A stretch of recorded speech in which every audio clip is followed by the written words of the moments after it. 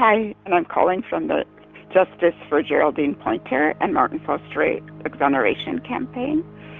I'm calling you just to let you know that this Thursday there's going to be a gathering, like a small demonstration, and everyone will be meeting outside Niagara Square and then walking over to the DA's office just to bring the petition and try to get answers as to where Michael Keene, the DA, is with the exoneration.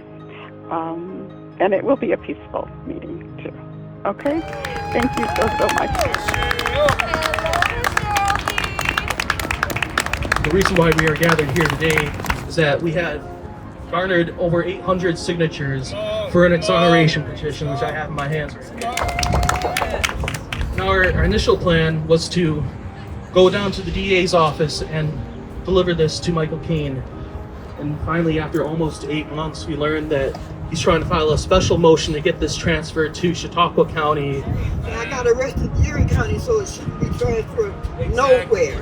We didn't receive any proper notice at all. Keene, the DA's office, because of our pressure, all of us trying to sweep this under the rug, make us try to forget this. And whether it's the DA's office or a white supremacist or anyone else that's trying to impose racialized inequality here, right here in Buffalo, we say no, we stand up, we stand strong, we move forward. Because we who demand freedom, we cannot rest. Is that right? We who demand freedom cannot rest. Is that right? Hey, let's give it up one more time for Miss Geraldine. Come on. And a happy birthday to Martin Solstray. So a brief history about the Justice for Geraldine and Martin campaign.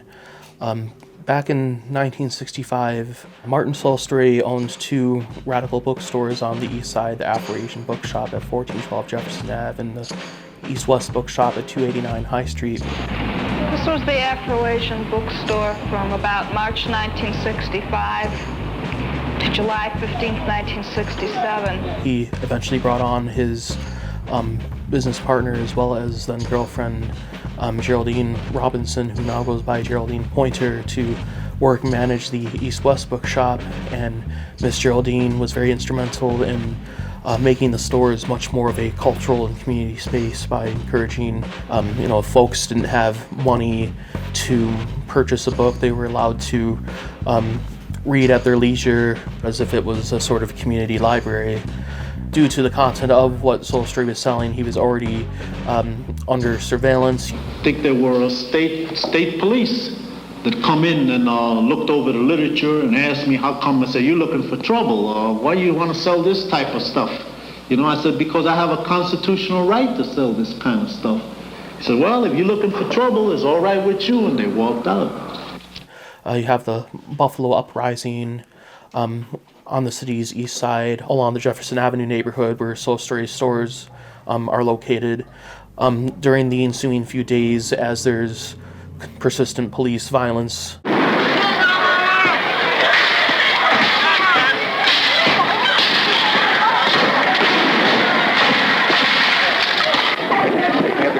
Solstray kept his stores open, and essentially were the only stores that were open, ensure that folks had a safe haven to escape police violence and brutality, and also to educate folks as to, well, why is this uprising happening? Why is there segregation in Buffalo? Why is there high levels of unemployment for Black residents? Figuring out, analyzing, studying, and organizing within the conditions here.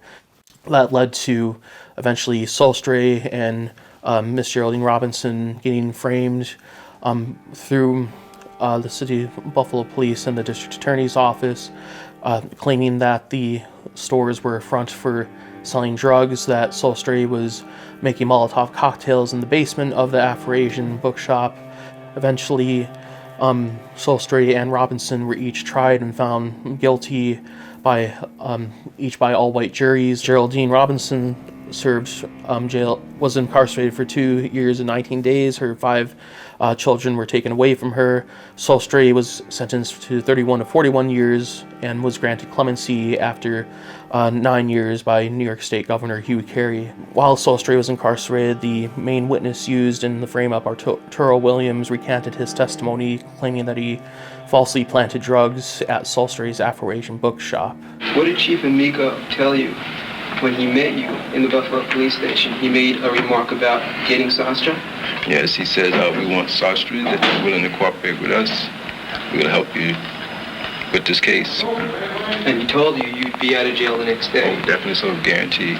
Now that brings us here today to Burning Books, which is a radical bookstore here on Buffalo's west side. We sell zines and writings by Martin Solstray. We're very steeped in helping out political prisoners, intellectual freedom, free speech, and also have a large catalog of books that talk about liberation movements, social justice struggles, and that are books that are not just for adults, but also inspiring young readers and adolescents. So in a lot of ways, the store is influenced or is an outgrowth of Solstray's Afro-Asian bookshops.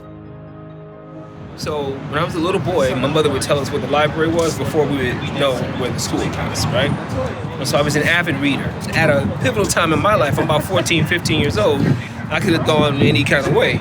So I think about men like Martin Solstray and my father, and I think about how their understanding of blackness and black consciousness and black manhood guided me to be where I am today. The son, my fiance, is he's 19, he's a good boy, and Sebastian is watching me as a black man now. So all of this interconnected. I mean, I'm just like kind of getting that of the last 2 months studying Martin. I'm saying, oh, black men with books, reading, we're a whole problem. We're a whole problem for these systems of oppression.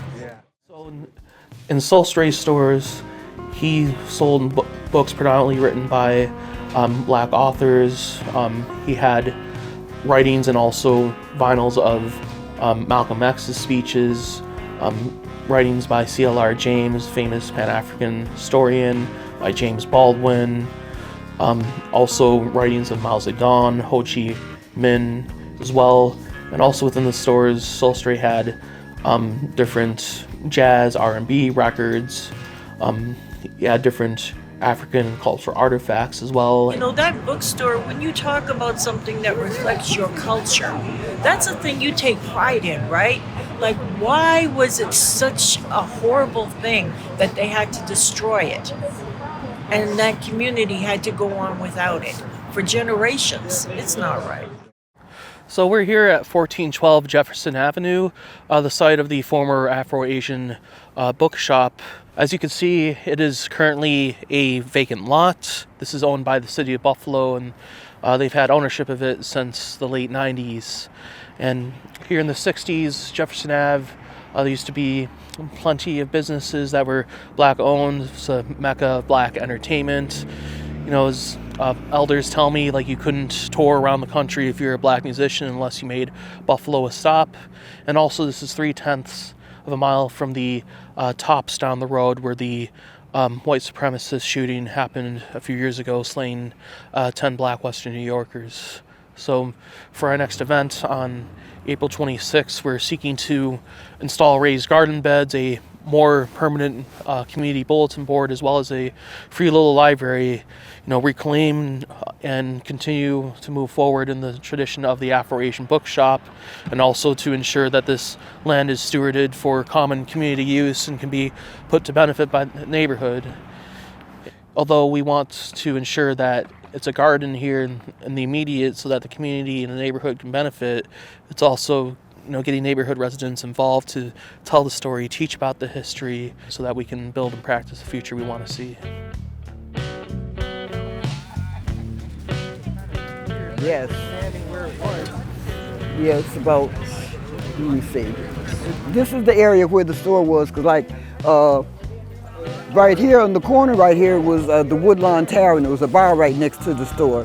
So it was the bar, and then it was the bookstore. The neighborhood has changed a whole lot,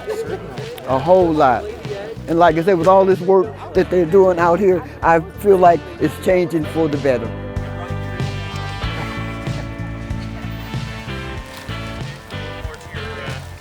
I knew that Martin's Place, with all those books, was a safe place, a safe space where I could learn something not only about myself personally, but about the importance and power of my history. I learned about the spirit of my people from Martin in that store.